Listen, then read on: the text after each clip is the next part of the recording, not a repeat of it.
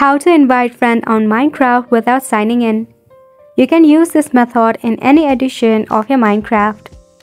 You have to make sure that you both are using the same Wi-Fi connection. Once you are in here, without signing in, tap on the play option. Once you tap on play, you will land in your world. You can just create a world or join the one that you already have. Tap on the 3-line icon in your world at your right-hand side. Once you tap on it, you will see the option of invite a friend. Just tap on it. Then you will see this option of invite to game. You just have to go ahead and tap on invite to game.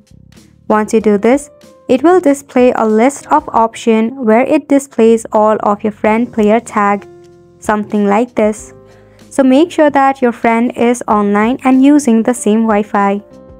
Then all you have to do is just tap on the player name of your friend, then tap on add friend or send invite.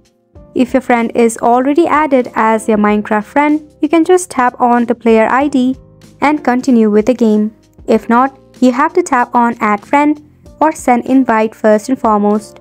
After which, after they have accepted the invite, you'll be able to play your Minecraft with a friend. Isn't it simple?